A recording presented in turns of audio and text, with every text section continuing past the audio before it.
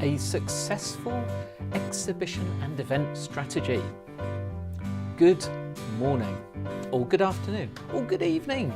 You can be watching or listening to this any time of the day because podcasts are brilliant. This is the Marketing for Owners podcast with me, John Butt, your host. I will guide you through the mire of business stuff. I've got grey hair to prove that I've been there, done that, and I can help you with some of these things. Much of these tips will be found at the Owners Club, and if you want to know more about that, go to our website at marketingforowners.com/join. That is the free level, my friend. You don't have to pay a penny. Now, if you wish to get all of the juice, the proper stuff, if you wish to build a business, if you wish to be successful, if you wish to have somebody who's got your back, because being an entrepreneur is a lonely world, who are you going to talk to? Then we have the Owners Club Gold, and that costs £29 per month. Is that all you ask? Yes, it is. So little that we don't even have to hide the price. I can tell you openly on the airwaves. But if you go to join, the next page will give you the option for that. Anyway, back to the show. Exhibitions. Now, this comes about because many of us are determined to use exhibitions, no matter how expensive they are, no matter how little results we get. So, I just thought I'd give you a few tips to try and make your money better spent. Now, of course, exhibitions can be huge things. I have no idea how much the car companies waste to put their money, or how much money they waste to spend time in the major car exhibitions, but I bet it's a fair few dollars. But this can be a local one where you're just simply at a little event where they've given you an option to have a table at the back of the room and put some things up there. But no matter what, if you are laying out money, you need to get a result. So where do we start? So first of all, we start with a strategy or a goal. We want an outcome. So step one is to decide what the outcome is. Now, of course, you could think, well, to get more inquiries. That's not enough. How many?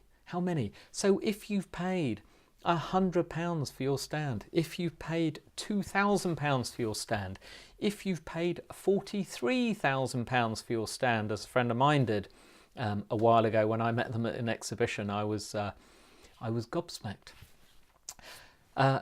If you've paid that much, what you need to know is the lifetime value of your customer or your likely customer.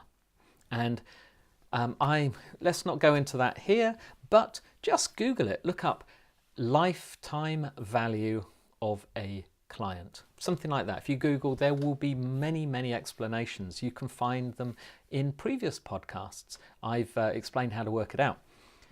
Now, once you know that, you can then decide how many inquiries you need for it to be profitable.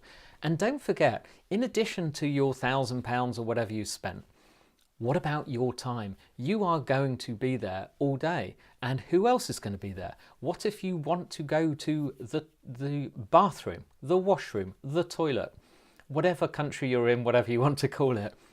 What if you want a lunch break or to eat or just to take a break? So you need someone else probably there. So add up that labour. Now, of course, there may be accommodation, there may be meals and a couple of drinks at the party at the bar afterwards. There may be journey time, there may be train or travel costs. There may be preparation time in advance. So work out what it costs. It's very important. I'm just utterly shocked at how few people will work out what one of these things actually costs for real, and then work out what is needed to cover the costs. So then you can decide how many inquiries you need.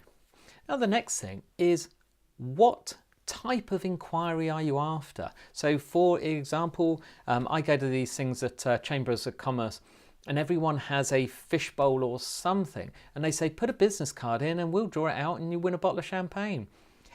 What if you won every one? Gosh, you'd be alcoholic. Or you'd have a big party. I've never won any of those. But that's just too common. But whatever it is, just decide what you're going to try and do. If you want people to give you a business card, or do you want them to fill in something on an iPad that's connected to the internet or connected to an email service provider, a list building thing so that you can upload it later on? Or do you wish to fill in some forms in paper form? But decide what it is, decide what information you need to know. You probably don't need to know their age or things like that, or if they have children, unless it's a consumer business. So just decide the information. You don't need a fax number, for example. By the way, stop asking for fax numbers, please. Don't give me people still use faxes. And so decide what you need. Is a business card enough? Then how about how long you're going to talk to people? Or what is the desired thing? Do you want to talk to people? For example, you might talk to, I don't know, say 100 people for 5 minutes each. Or you might just want to talk to, say, the 10 right people for half an hour each. And another thing I know of I read somewhere once about somebody who has a strategy of having 2 stands at the exhibition, and I think what they do in one stand, they invite people and they take addresses and so on, and if people want to know more, they take them over to the other stand, which is a bit more closed and private, and they talk to them away from the stand so they can get inquiries, and then the serious players, they can talk to them somewhere else. So because don't forget, if you're talking to someone for half an hour, there's a couple of people standing there waiting, and when they get bored, they go away. So what's your strategy for that? Because I've been that person standing there waiting, and trust me, you get bored and you go away and you don't come back. You think, oh, I'll come back in a minute, but then you get distracted, and that was the end of that. So decide.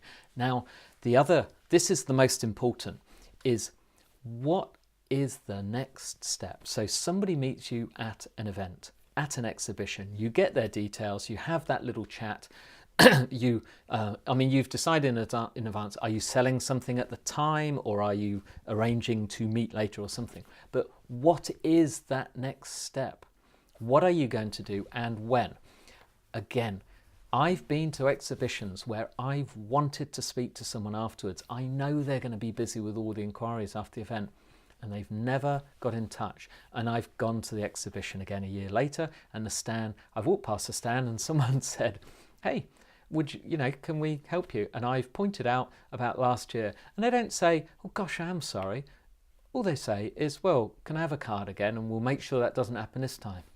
You think, no, it's all right, because you're not giving me any assurance of making any effort. But if they told me, we will contact you on the next Monday, or within 3 days, or by a certain date, and what we will do is we will then send you some further information, or we'll have a chat, or I'll come and see you, or we'll meet up, or we'll do this. But explain what you're going to do. Set expectations, and then people cannot be disappointed as long as you follow up. And finally, after that exhibition is done, when you get back to your office or whatever, you're probably going to be a bit tired. So factor in some downtime, and factor in a bit of take a breath, collate, learn, absorb what you learn, write up some notes, write up what you're going to do, not do next time, what went really well, what you'll make sure you do next time, that kind of thing.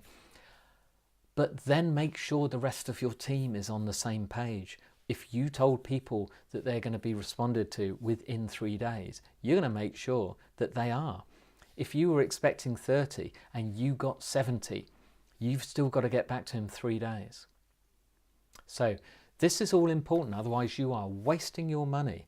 And the reason I want you to do this is because I might be the person giving you a business card at that next exhibition, and nothing makes me more mad than just having all those conversations and no follow-up, and I think, oh gosh. Anyway, that's it. It's as simple as that. It can work for anything. Anyway, it's Monday. It's time for Book for the Week.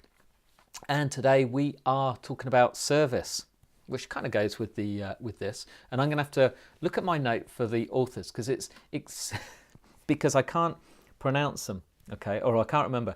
The book is Exceptional Service, Exceptional Profit, and it's written by a couple of guys who installed this at the Ritz-Carlton. It's since been adopted by brands and companies all over the world. It's fabulous. It just explains how good service can be. How the guys' names are Leonardo Inghilleri and Mika Solomon. But honestly, it makes online and offline customer service so good that it guarantees loyalty. Honestly, if you want to know, if you want to get the spelling, you can get to the links. Just go to marketingforowners.com/podcast/566, which is the number of this episode, and then you get all the details. And then I won't have to try and remember long names like that. It's a great book. Honestly, I love it. We adopted lots of this in our business.